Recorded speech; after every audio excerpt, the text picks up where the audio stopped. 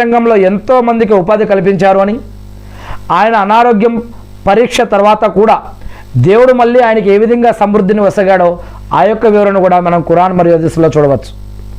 ఇక సుహైబ్ అలైహిస్సలాం గారి విషయం తీసుకోండి. ఆయన పశుపోషణ మరియు వ్యాపారం విషయంలో సుహైబ్ అలైహిస్సలాం గారు మద్యన్ అనే ప్రాంతంలో గొర్రెల కాపరిగా ఉండేవారు. ఆయన ప్రజలకు వ్యాపారంలో తూనికలు కొలతలు అమ్మటం కొనటంలో మోసం చేయకూడదు అని, వ్యాపారంలో ఎటువంటి లా అండ్ ఆర్డర్స్ కలిగి ఉండాలి, ఎటువంటి చట్టం న్యాయం ధర్మం కలిగి ఉండాలని ఆయన బోధించేవారు. అంటే ఆయనకు వ్యాపార సూత్రాలపై పూర్తి అవగాహన ఉండేది.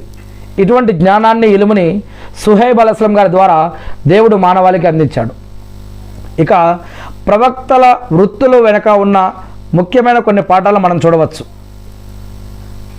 గౌరవప్రదమైనటువంటి శ్రమ ఉండేది. ప్రజలతో మమేకంగా అయి ఉండేవారు. వారి యొక్క పనుల్లో నైపుణ్యం మరియు అభివృద్ధి ఉండేది. ప్రవక్తలు రాజులుగా కూడా ఉన్నారు. ఉదాహరణకి సులైమాన్ అలైహిస్సలాం గారి వారు కానీ మరి ఇతరులు కానీ సామాన్యులుగా ఉన్నా, రాజుగా ఉన్నా సామాన్యులుగా ఉన్నా కూడా ప్రవక్తలు తమ యొక్క చేతులతో పనిచేయడానికి ఏమాత్రం కూడా ఆలోచించేవారు కాదు, సిగ్గుపడేవారు కాదు.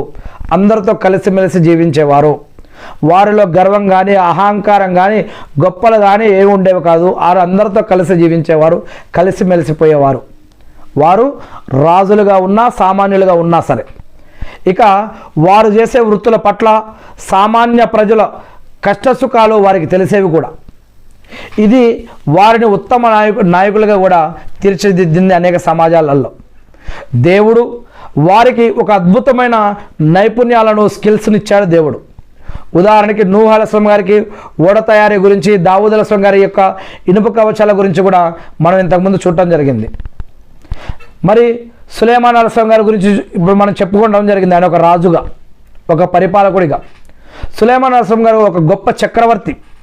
ఆయన కేవలం మనుషులకే కాకుండా జిన్నాతులకి, పక్షులకి, గాలిపై కూడా ఆయన అధికారం కలిగి ఉండేవారు.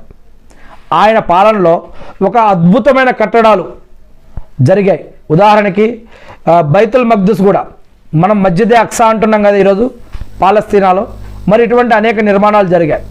ఆయన కాలంలో లోహ శాస్త్రం మరియు నిర్మాణ శాస్త్రం రంగం అత్యున్నత స్థాయిలో ఉండేది అని, ఆయన జిన్నుల ద్వారా కూడా అనేక రకాల కట్టడాలు, మరి అల్లా యొక్క ఆజ్ఞ ద్వారా ఈ యొక్క జిన్నులు మరి ఏ విధంగా సులైమాన్ అలైహిస్సలాం గారి యొక్క మాట విని పనిచేసేవో ఇవన్నీ కూడా ఖురాన్ మరియు హదీసులో చెప్పబడ్డాయి. ఇక యూనుస్ అలైహిస్సలాం గారి విషయం,